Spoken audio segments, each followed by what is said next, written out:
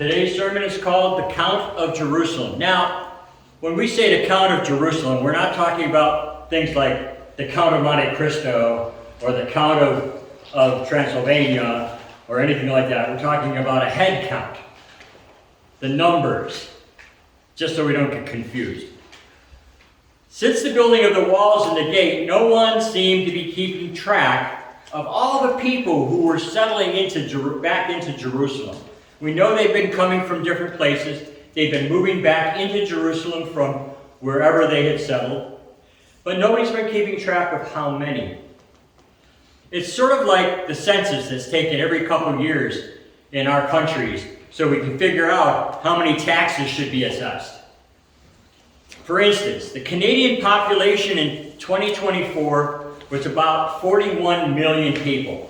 41,288,599. Okay? The U.S. population in 2024 was just over 342 million. At the same time, the world population was 8 billion plus. Lots of people. Then they take that population, whatever there was in Canada, whatever there is in the world, etc., and they break it into different categories. Okay, the Canadian population is made up pretty evenly, boys and girls, with 19.8 million males and 21.2 million females. And in 2021, over 19 million people in the population were Christian, while 1.8 were Muslim and 360,000 were Buddhist. That was 4 years ago. And that's according to the census. We all know that ratio is a bit skewed, a little bit off realistically. I would expect that there's probably a lot more Muslims and a lot more Buddhists than what was counted in 2021. If you think about it though, there are probably a lot of inconsistencies with the modern day census. Just the way it is. Look at all the immigrants, legal immigrants that have come into the country. Things like refugees or people who just wanted to move in. Who's counting them? I'm sure they got some count going on as they're moving in, but who's counting them? And what about the illegal immigrants? Now I know in the United States it's a huge problem, millions every week. I'm not sure about Canada, but I'm sure you have your share. How are they accounted for? How do you know who they are? Well, I would imagine the Canadian population is off by a few million. Wouldn't you? What better way is there to get an accurate head count, though, than to see all the heads? That probably isn't very realistic in Nehemiah's time, especially when there were thousands of heads to count. When Israel first came out of Egypt, the people were accounted for by their tribes, the 12 tribes of Israel. And each tribe had to account for their own numbers, and they gave all the numbers to Moses. Then when Jesus was about to be born, in his time, the census was taken by the houses, by the house of David, for instance. That's why they went to Jerusalem, to Bethlehem, because that's where they were taking the census for the house of David. Well, I'm sure there are a lot of different census methods throughout the years. Things have changed dramatically. The majority of Nehemiah 7, though, is the count of the Jews in the city based by genealogy. Sons of, daughters of, husbands and wives of. They also divided the group into priests and Levites and singers and whatever else. And then the count included each of the different lines of population in the city and in the tribes. So it was a lot of different categories they broke it down into. We're not going to talk too much about the numbers today. I will summarize the numbers at one point towards the end, but they're not going to be talking too much about the numbers. What we will be looking about is how the population was assigned to their tasks. The big question is, how does this apply to God's plan? We're going to read just the first few verses of chapter 7 today, and then we'll summarize the rest in the sermon. So let's look at Nehemiah 7, verses 1 to 4. It's in your bulletin, or you can open up a pew Bible or your own Bible. Nehemiah 7, 1 to 4. We can read this together. Now, when the wall had been built, and I had set up the doors, and the gatekeepers, the singers, and the Levites had been appointed, I gave my brother Hanani and Hananiah, the governor of the castle, charge over Jerusalem, for he was more faithful and God-fearing man than many. And I said to them, let not the gates of Jerusalem be opened until the sun is hot, and while they are still standing guard, let them shut and bar the doors. Appoint guards from among the inhabitants of Jerusalem, some at their guard posts and some in front of their homes. The city was wide and large, but the people within it were few, and no houses had been rebuilt. Thank God for the blessing of his word. Now that the walls were done, they were all erected, and the gates were hung, Nehemiah took very little time getting things in order. He was a wonderful administrator, very particular and precise. He begins by ensuring that not only were the gates in place, but that everything else followed suit. Understand that this was not only a physical act, the physical act of hanging the doors. The security of the city was also forefront in Nehemiah's mind. He wanted the place to be safe and secure, where people could live without fear. The gates were the final step in the physical completion, securing and safeguarding the city. But then the guardsmen and gatekeepers were put in place to give an even greater sense of security. They already had some guards. They already had people watching the walls and watching the gates. But here he set up an actual structure of watches. You see, each of the appointments made by Nehemiah had a significance within Jerusalem. Let's look at Nehemiah 7:1. Now when the wall had been built and I had set up the doors, the gatekeepers, the singers, and the Levites had been appointed. As I already mentioned, the appointment of the gatekeepers was needed to help the people feel secure, make them feel safe. Then he took the time to appoint the singers. Now, the singers played a major role in worship and provided the spiritual atmosphere for worship and prayer, etc. They were the ones that sang the songs of Judah. They sang the songs from the law.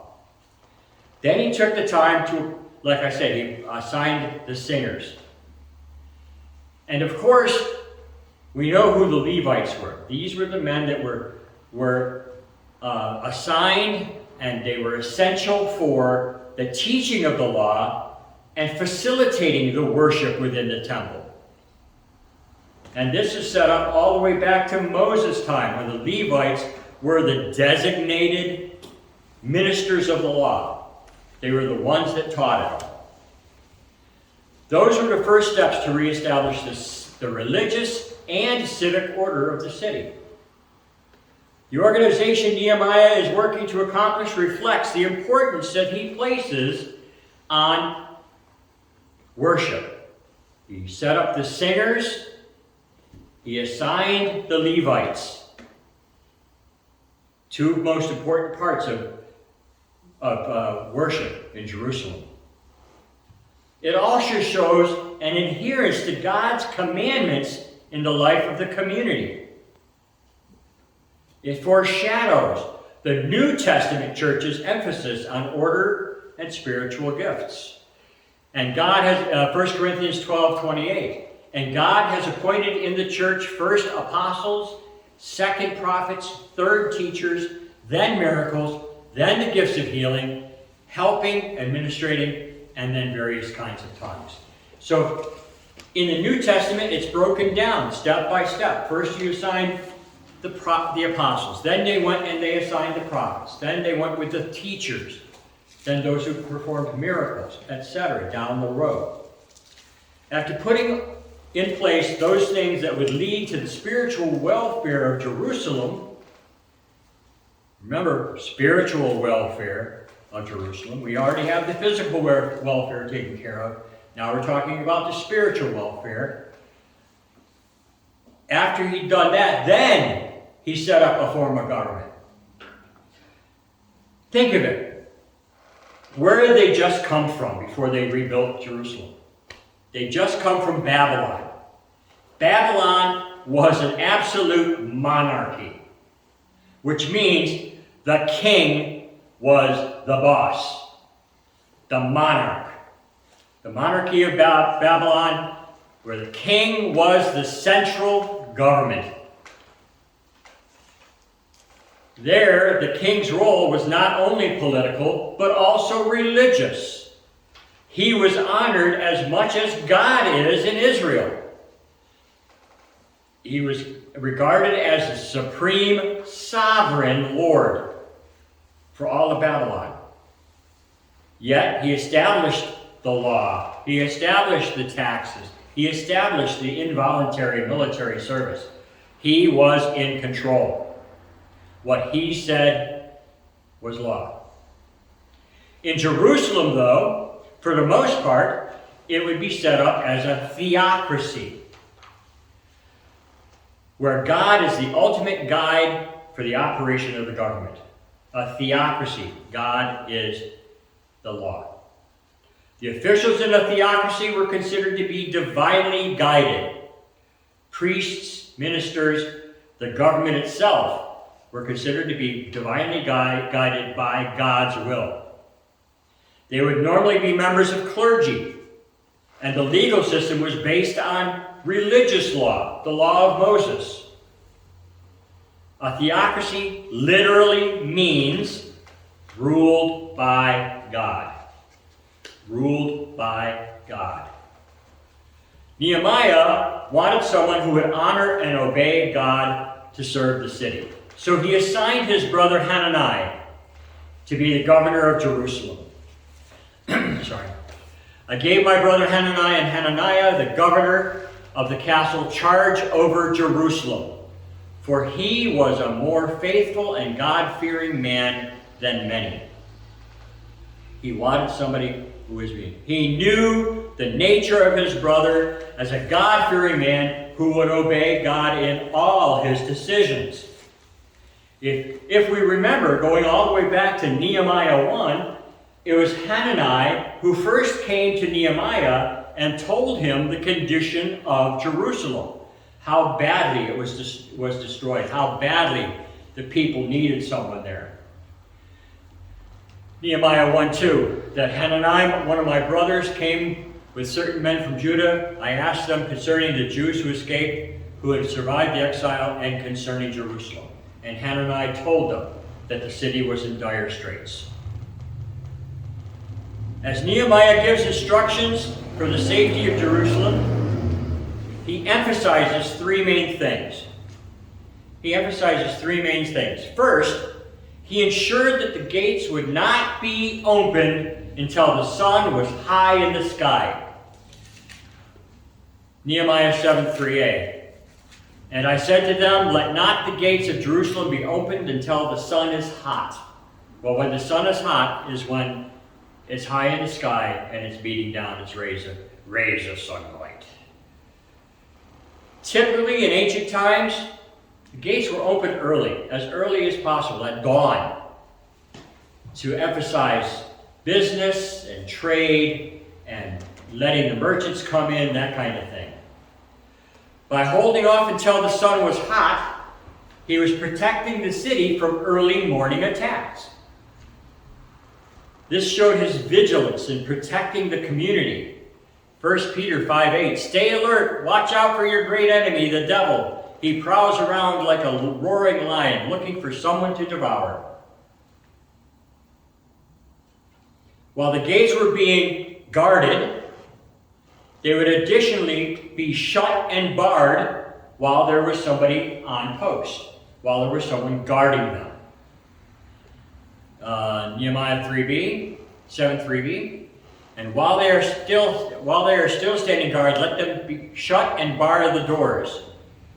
So someone would have to approach the city and request admittance before the doors would be open to them. Their constant awareness was a symbol of their spiritual vigilance as well as their physical vigilance.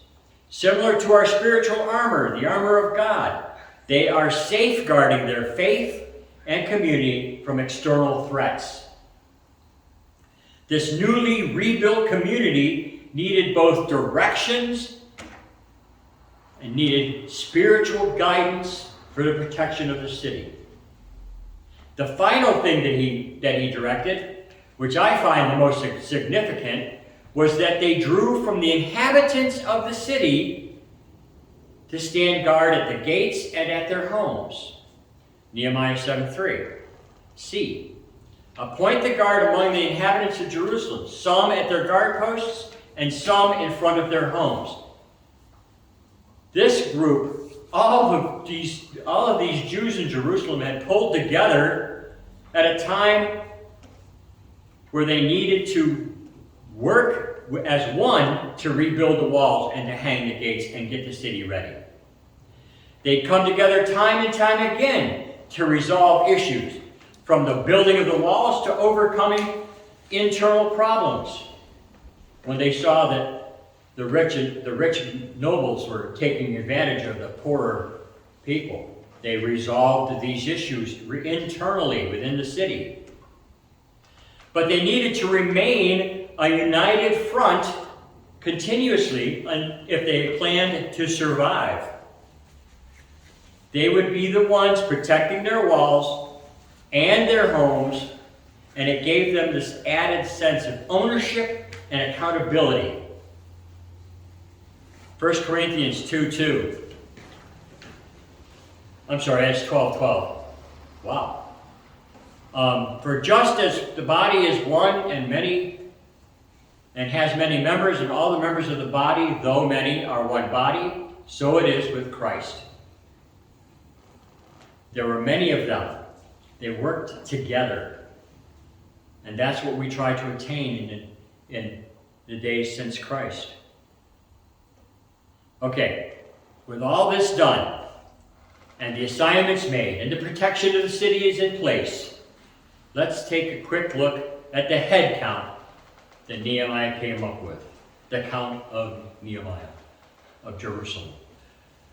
Okay, Nehemiah decided to have the nobles and the officials create the genealogy of those who were in Jerusalem. They already had some genealogy. They already knew some of it, but they had to put the whole thing together. So Nehemiah 7:5, then my God put it into my heart to assemble the nobles and officials and the people to be enrolled by genealogy. He begins with those who came out of exile with Nebuchadnezzar. Those people who came from the city of Babylon, to Jerusalem to resettle it. They first named those who the exiles followed to Jerusalem. And this is a tough list. Zerubbabel, Jeshua, Nehemiah, Azariah, Rahamiah, Nahamani, Mordecai, Bilsham, Mispereth, Bigvai, Nahum, and Baana. Long list, huh? And not easy to say. Then, after them were listed, they were listed by their clan association. For instance, the son of Parash, sons of Shephatiah, sons of Ara. And you can all look at this in Nehemiah 7 from about chapter 5 forward. So, first they broke it down by groups of who came from Babylon into Jerusalem, and then they broke it down by the clan associations, the sons of Parash, sons of Zephaniah, etc. And when they had all of these people listed, then they listed how many from each of these groups. So the sons of Parosh,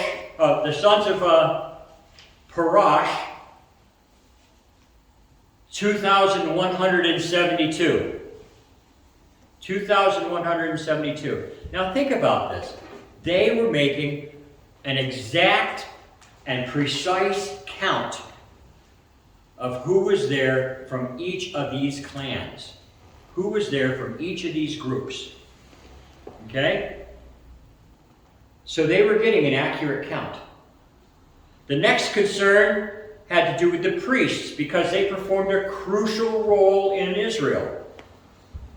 They were responsible for performing the sacrifices, maintaining the temple, teaching the law. As descendants of Aaron, Moses' brother, they were set apart for sacred duties. Their presence shows the importance of reestablishing religious practices in Jerusalem. So they were next counted. After they were counted, it continued with the other servants of the temple. They went on with the Levites, the singers, the gatekeepers, all necessary parts of temple hierarchy. Then the temple servants went next, and those who would aid the Levites within the temple. And that was all followed by the remainder of the servants, which may not have been named or have a specific designation, but also Solomon's servants, the descendants of Solomon's servants. Lots of people, lots of different categories. The genealogy continued through other families and groups until the total census count was complete. This genealogy of Jerusalem was important for a few reasons, though. There were good reasons for this. First, it proved each person's identity as a Jew. Each person's identity as a Jew.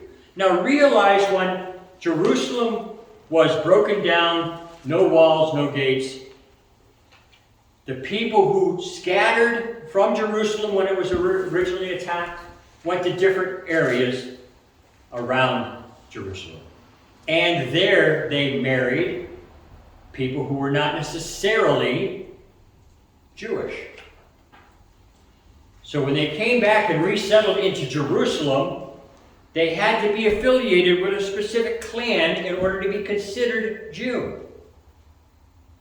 So this first step, like I said, it first proved a person's identity as a Jew, as well as their possible Levitical affiliations, if they were in the house of the Levites, so that they could serve in the temple. It also reconnected the people to the blessings of Abraham, Isaac, and Jacob by knowing who they were, by knowing what they were. They were reconnected with Abraham, Isaac, Jacob, the lines of. But most importantly, it showed Nehemiah's obedience to God. It's part of God's plan and symbolized spiritual fortification in their lives. In other words, it was done because God desired it in order to strengthen the spiritual lives. We can see how important the genealogy truly is if we just go back and look at the Messiah. Excuse me. One of the most prominent prophecies regarding the Messiah was that he was from the roots of David. Isaiah 11:1. There shall come forth a shoot from the stump of Jesse, and a branch from his roots shall bear fruit. That's David. That's King David. And the branch from his roots that shall bear fruit was Jesus Christ, the Son of God. Look at the genealogy of Joseph, okay? The stepfather. In Matthew 1, it shows the genealogy that goes all the way back again to David, showing that Joseph's line came all the way from the house of David. And then if you look again at Mary's lineage, believe in Luke 3, it also goes back to David through Jesse, or through David back to Jesse, showing that this Messiah was truly from the house of Jesse. He was a shoot from the stump of Jesse. So the total numbers, though, were very impressive. The total numbers of people in Jerusalem was very impressive. Altogether, there were 42,360, not counting male and female servants, of which there were 7,337. Yeah, I'm spouting off numbers. I know it doesn't do you any good. I should have put it on the board.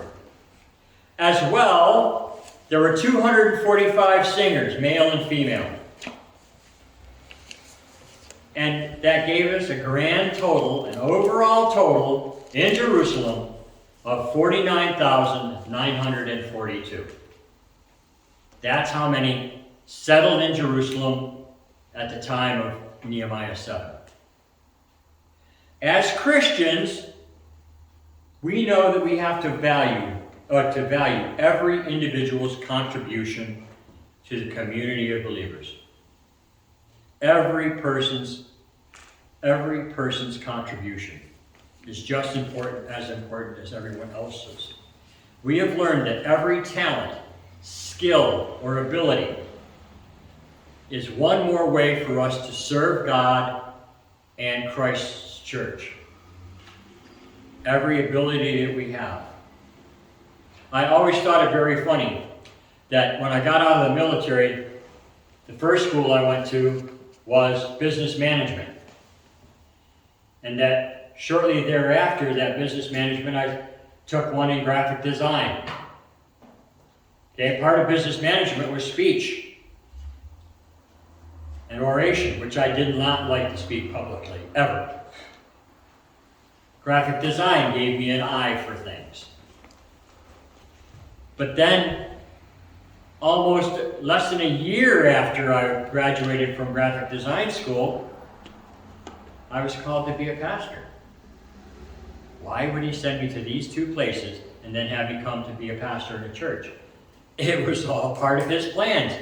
Now I had a talent. I used it many years to run my personal outreach program and to work with the Fellowship Deaconry Institute with their posters and flyers for upcoming speakers and things like that. So it was there was a reason he had me go through all that. Basically.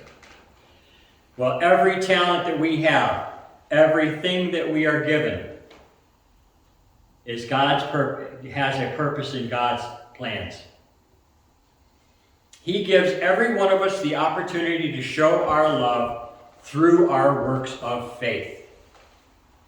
Through our works of faith. Our greatest desire is to find ways to glorify God above all else. Romans 15, 5-6.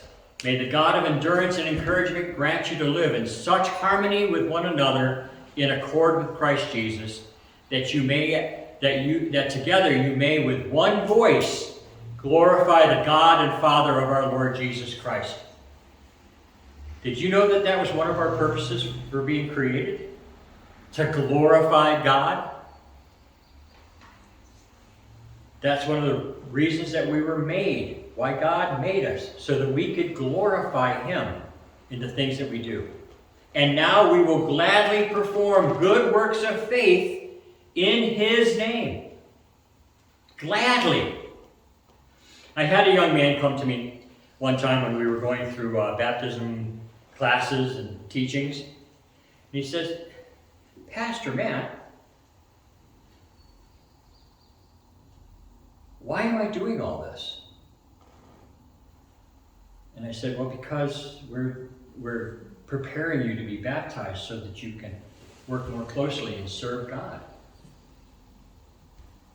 And he said, but what if I don't want to serve? I said, believe you me, when you become a Christian, when you truly take God into your heart, you will want to serve him. When someone asks you to do something for Christ, for the church, you will want to do it because you want to be a part of glorifying the Lord. I think he understood. Shortly thereafter, he became a praise and worship leader. Wonderful. Great young man. So, Nehemiah also valued every individual's contribution to the Jerusalem community. Whether a gatekeeper, a singer, or a Levite, each person was accounted for. Each person was accounted for what they were able to contribute to the city. Their talents were put to use in order to rebuild the spiritual Jerusalem. You know, Jerusalem's just a place. This church is just a place. It's a building.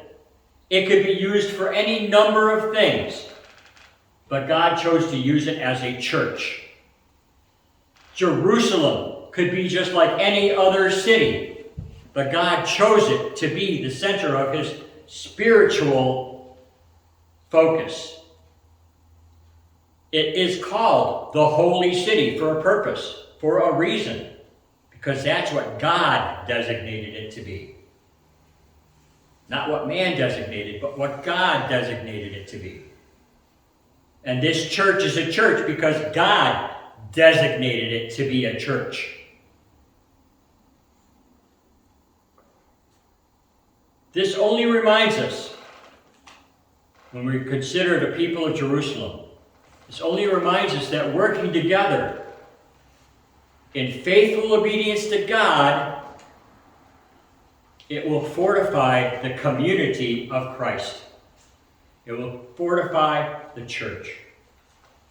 Deuteronomy 28:1, and if you faithfully obey the voice of the Lord your God, be careful to do all his commandments that I command you today, the Lord God will set you high above all the nations of the earth.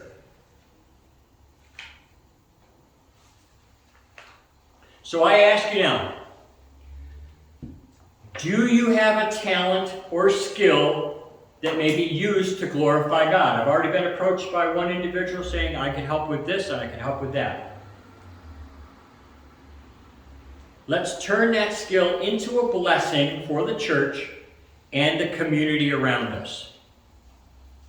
Let's share our skills with others and help them to develop their own skills. Most of all, let's use them to serve the Lord our God as he desires. Let's pray.